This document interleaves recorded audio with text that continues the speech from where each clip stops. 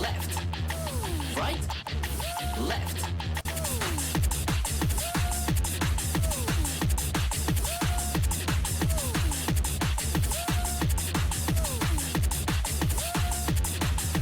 Right, left, right, left, right, left.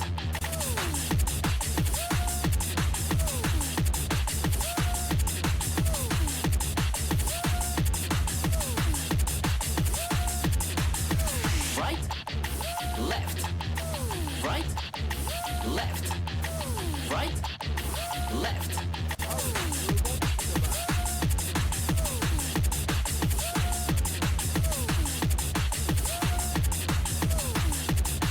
Right, left, right, left, right, left.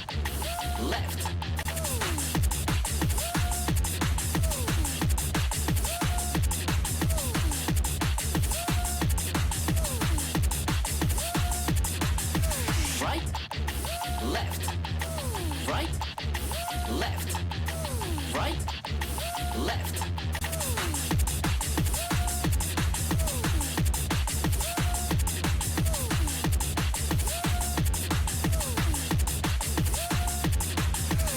Right, left, right, left, right, left.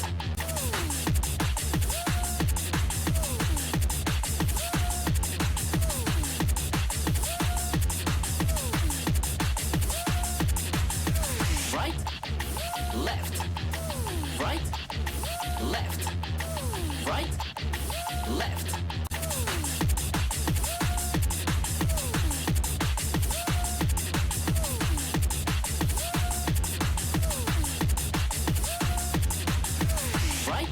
Right, left, right, left, right, left.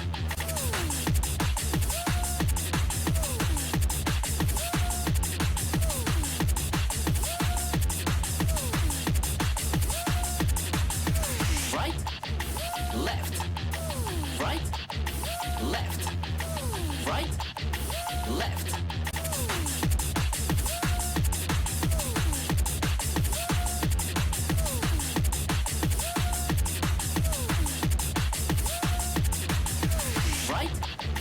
Right, left, right, left, right, left.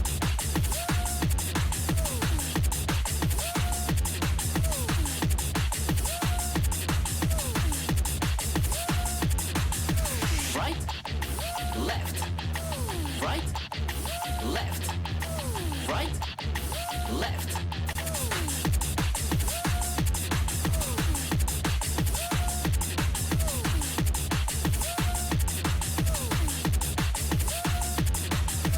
Right, left, right, left, right, left.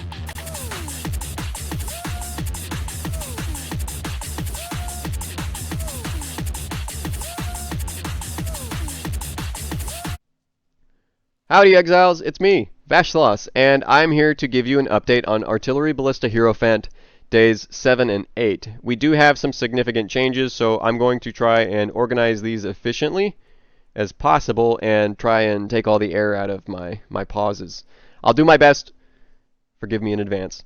So, what's changed? We got a Hierophant's Ire. Goodbye, Duresso's Defiance. It was a very nice chess piece. It was a very nice placeholder. We loved the increased onslaught effect, but Hierophant's Ire is just the in-game goal. Gives us suppression chance, gives us flat added cold damage. What's not to like? That flat added cold damage is huge. And it's also a huge amount of evasion on a chess piece too. If you wanted, you could put in a point for increased evasion rating from body armor by 100%, and that's basically an additional 5% chance to evade. I'm not choosing to do that currently. It's just, I think it is a powerful option, just not what I want to do. That 30% chance to suppress spell damage lets us move away from Entrench, and we allocate 3 points over towards Graceful Assault because we got rid of that Duresso's Defiance. So while not 100% increased effective onslaught, we do get back up to 60%. And that last point is being spent on Life and Flasks currently over here by Profane Chemistry. Once we get to profane chemistry, those three points will be respect or regret orbed, whatever you want to call it, towards spiritual command. And we will craft on a special suffix to the bow we have in mind. What other passive point changes? We did complete Fury Bolts.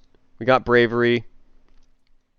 We swapped our Watcher's Eye towards one with a similar precision modifier, and then one that gives us phasing while affected by haste. The other jewel we had was arguably more powerful with our new auras, but I don't know. I just love phasing, and I feel like having phasing on our Watcher's Eye is going to save us a flask slot, because while I would like to have phasing as a flask, we don't need the spell suppression anymore. So it's redundant, and we would prefer to use that on something like a granite flask, which even in and of itself right now is a little redundant because we're using petrified blood, which means we're not using determination anymore because we have some other auras within our setups. I'm going to try to re-rail myself instead of derail. We finished talking about Hiri's Ire. Nothing has changed with Wilma's Requital. Nothing has changed with our Quiver. Nothing has changed with Warped Timepiece. The Taming is still a placeholder. Eventually we do want a ring with some Chaos Resistance on it. Everything else, it should just help you fill out your resistances, and then the prefixes, if you can, get some damage on there. I don't really have something set in stone for this slot yet, but if you wanted to just give this build a try, the Taming is amazing. It's a mainstay. You could honestly get one and completely forget about it if you wanted to. It's just, I plan on really rounding out this character because I've worked hard on it, alright? I want it to be good, and I want to reach level 100. Our boots, still placeholders. 10% spell suppression, a fine mark to hit. 20% increased movement speed is not what we want. We definitely want to recraft those for 30% movement speed, and the lightning resistance needs to stay as well, or it needs to move over towards a ring whenever we redo that as well. The strength is no longer necessary because we have so little health that our cast when damage taken should not be max level. I forget where I put it. There it is. Yeah, right now we have a cast when damage taken at level 8, so that when we do take a total of 1,107 damage, it'll cast our level 14 Steel Skin, which can take 1,005 damage. It's not a lot, but it's better than not having any guard skill, and it's better than having a maximum level cast when damage taken and a maximum level Steel Skin that requires more strength, which is useless to us essentially, and on top of that, it would never work because we don't have that much life for a maximum cast when damage taken set up to work. So we capped those levels by right-clicking the plus symbol when they became where we wanted them to be. Our bow, still a work in progress, though if you were to get something similar to this with, a reasonable amount of elemental damage on it, you don't need the +1 to level of socketed bow gems, and you don't need the critical strike multiplier because we're using elemental overload. The attack speed is certainly appreciated as that is local, which means it just gets better and better with all exterior sources of attack speed. It's why on our current crafting project, we have a fractured tier 1 attack speed suffix, and we have been spamming essences of wrath on it. We don't have any more left because we're getting a little unlucky. But I'm also beginning to think that essences of wrath aren't really the move. Maybe we should start doing fossil crafting and fit in some prismatic fossils, and I'm not sure what else.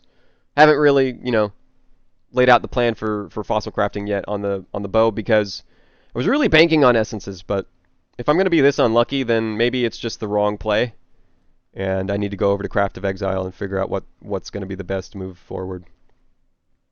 That does it for bow crafting, though, in our plans regarding that. Abhorrent Interrogation, nothing has changed. If you want, you should double corrupt this into having like +1 frenzy charge or something, and more attack speed. I'm not really sure as to what the exact suffixes available for glove corruptions are, but, oh sorry, not suffixes, implicits.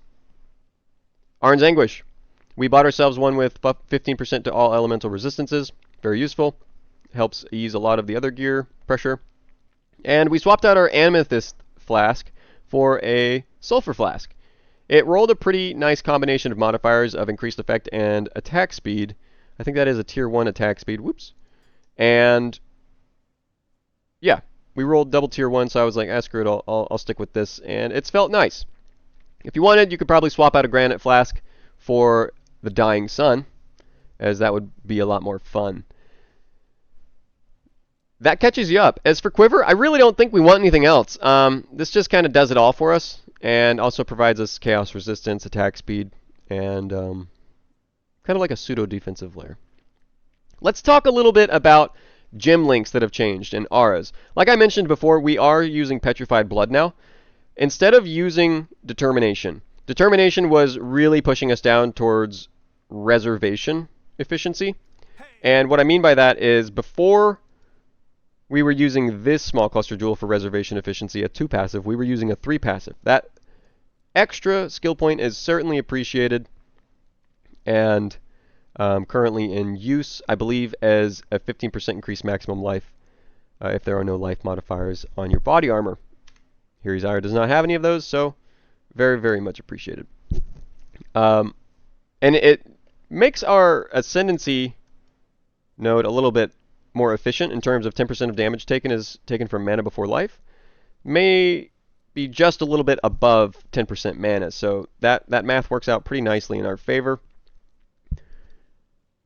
What else? And Determination also didn't make any sense any longer because our chest piece doesn't have any armor on it. If you're using Duresso's Defiance, I would say you're probably still fine to be using Determination, though you'd also be pretty smart to go for Petrified Blood in the same setup that we're using with our R's, that I will expand on shortly. Haste and Grace, still the same, still Vol versions.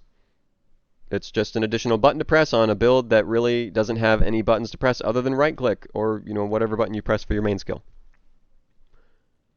In our Arrogance support setup, we have expanded quite a bit. Instead of just Precision, we are now using Vitality and War Banner. Vitality is just more of the same defensive layer that we already have, and then some, so really we are not scared of dots. Corrupted Blood, I don't even think we need to be immune to it. You have so much time to react to it with your flask that I would be shocked if you didn't just drink your flask. On top of that, we take Soul of Rathlotha, so that if you're running into flask troubles with life, at least, that as long as you're not playing Piano Flask, you're going to be fine. I really haven't ever noticed myself without a full life flask. Certainly other Pantheon choices in terms of minor gods, I don't think you can move away from the Brine King. The Brine King is just going to be your source of avoiding freeze, unless you get that on a pair of boots. But those pairs, or that pair of boots with freeze immunity or chill immunity or whatever you want to call it, that's going to be pretty expensive, and you're not going to be leveling with that. You may not even have that until you've got like 5 to 10 Divine Orbs. So don't plan on those boots. Use Soul of the Brine King, and then pick your poison when it comes to minor god. The reason we chose War Banner is the increased accuracy rating, and then the ability to create adrenaline for ourselves on demand. It may not be a incredibly lengthy adrenaline, but it is adrenaline nonetheless, so an additional damage steroid.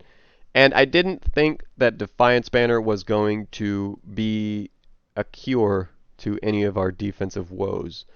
If we die to a gargantuan hit, Defiance Banner is not going to stop that. So that's my reasoning for including War Banner over Defiance Banner. Reducing nearby enemies' critical strike chance, while nice, still is not going to prevent that one critical strike from coming through and putting you in the can, That does it for our Arrogance setup. Precision, it's still the same old Precision. If you wanted, you could get yourself, I think it's Divergent or Anomalous. I forget which alternate quality it is if you wanted some of your reservation efficiency to look a little bit prettier. But we're nowhere close to reserving half of our life, so you don't need to do that kind of a thing. It's just if you want to be bougie, you can. Let's talk about the 6th link that I haven't mentioned yet. There's Mark on Hit, there's Sniper's Mark, Life Tap, Mirror Arrow, Frenzy, and Mana Forged Arrows support. Why am I doing this? So, it's mainly so that we can fit in a 4-link in our boots. And it's mainly... Well, it's not just because of the boots. I should coin it as socket pressure. We're doing it because of socket pressure, as well as Life Tap seems to be something that I can take advantage of with Mana Forged Arrows specifically in terms of quality of life.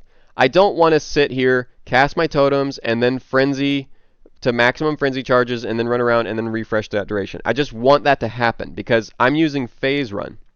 And Phase Run takes away my frenzy charges when I use it. While some may view this as a downside, I just view it as something that I wanted to do. It's fun, and I like running fast. I kind of was getting annoyed by Blink Arrow, so I went with this instead. You could go with Withering Step if you didn't care about the movement speed and you just wanted to apply more Wither via your Abhorrent Interrogations. Could be an interesting tech there. But as far as Life Tap, that's the reason for including it with Mana Forged Arrows, as it just guarantees you are always going to be casting Frenzy. And then the Mirror Arrow. Why Mirror Arrow? I could use Blink Arrow here. It didn't behave the way that I was hoping. I was hoping to get like a pseudo headhunter effect to where it's like, okay, I'm just like blinking forward and it's targeting something farther away from me. But in practice, you teleport in place a lot. You end up blinking into monster packs that you don't know where you are. I'll probably do some more experimenting with it because it is an additional movement skill and it could be fun. But for what Mirror Arrow provides us is it is a long range mark application tool, and it's an extra body in the room to absorb projectiles and maybe take the focus away from you from that scary monster that is chasing you at Mach 5. You don't have to do this. You could take out Mirror Arrow and you could put in what I was personally deliberating with, Culling Strike. This is going to be really useful for boss encounters, though I found it awkward for mapping, or at least not really in high uptime for mapping, because oftentimes you don't want to be right next to those monsters. Oftentimes there may be a wall that you're utilizing in order to, you know, stop some Giga Chad Essence monster from spawning an unlimited amount of effects on top of you. So you can't really get close enough for Mana Forged Arrows to auto-target things appropriately for Culling Strike to make full use. And then sometimes it's just like a timing thing. You're attacking so fast with your totems that it's like, you know, the chance that you're going to get that Culling Strike to proc before that 10% is actually gone is maybe like the same time it takes that projectile to travel and hit that monster. So, food for thought there. I went with Mirror Arrow for now. It's cool. It's fine. Extra body in the room. Less projectiles hitting us. Why not? Frenzy unchanged. Can't say anything else has changed. Let's talk about main skill damage links. Artillery Ballista is still just a regular Artillery Ballista, level 21, and then we 20% qualityed it. We bought an Awakened Elemental Damage with attack support. It is on its way to granting us immunity from Elemental Reflect. Concentrated Effect support has replaced added lightning damage support. Path of Building said that this was roughly an 11.9% DPS increase last time I checked, though when I tried to double check that information in another video, it said it was like closer to 5% increase. And then when I tried to change Concentrated Effect to Concentrated Effect in Path of Building, it said that that was a 3% DPS increase. I'm confused. But anyways, we're going forward with Concentrated Effect since it originally did say it's at that top of the list for increased damage. Inspiration is unchanged. Oh, and quick note on Concentrated Effect. While we may be losing out on our ability to shotgun as efficiently here, I'm just going to lean on that increased DPS modifier because since we operate off of inversion, I just want those hits to be bigger. I want the ones that do make it through with the right modifiers being applied to be as big as possible, and I think Concentrated Effect is going to help us do that. If it ends up feeling worse, or if anyone can end up, you know, proving me wrong via math or their own testing and stuff like that, I'd be happy to swap back, as I'm sure we are losing some sort of damage via a lower chance to shock. But then, how much chance to shock are we losing? Because we're gaining damage with Concentrated Effect, but are we gaining as much damage as we would in terms of lightning damage with an added lightning damage support? These are the things running through my head when I change gyms around. Awakened added cold damage support. We did add this. It said it was a DPS increase above the added lightning damage, so we stuck with this. And then faster attacks. It does not say this is the best DPS choice, but it is in line with what we want to do, which is attack as fast as possible. We would lose our breakpoint if we took this out, so it will not be going anywhere. I highly recommend that you use faster attacks. That does it, I think. We covered just about everything. We covered passive points and changes here. We covered gear. We covered socket changes and aura changes. We covered flash changes. In terms of Atlas Tree, this is what it looks like right now. We took away some points along the top half of the trapezoid, and then we moved them towards crystallized resonance. We put in Pact with Energy. We moved away from Heart of the Grove and then got ourselves into Harbinger. It has been paying out in dividends. I recommend that you do Harbinger. I was wrong. Do it. I've gotten so many fracturing shards without even trying. And we're still on our way over towards Planner Tactician, and then we're probably going to cap off with Commissioned Officer and Expert Reconnaissance. Those are my plans currently. If you want to know what I'm going to be working on in gear, it's going to be getting a better ring that has chaos resistance on it instead of the taming, and it's going to be getting a pair of boots that I can get double implicit on via Eater of Worlds and Searing Exarch with chaos resistance, lightning resistance, 10% spell suppression, and 30% movement speed. That's it. Thanks for watching. I hope you found it entertaining. I hope you found some new information that you can apply to your own builds. And I hope you'll come and check out my stream over at twitch.tv/Vashtalos, as I stream every day, and I am about to go live as soon as I get this video up. I hope you'll join the Discord, as the community is growing every day, and I would love to give you a wave as soon as you join as well. And don't forget to check out my other YouTube videos. I've got a lot of information about Artillery Ballista Hierophant right now, and I'm trying to get more videos out every day, or at least as soon as I can. I'm still new at this. Cut me a break. And that does it. Don't forget to like and subscribe. Those help me out way more than you know, and I will see you next time. Stay safe and Rayclast Exiles.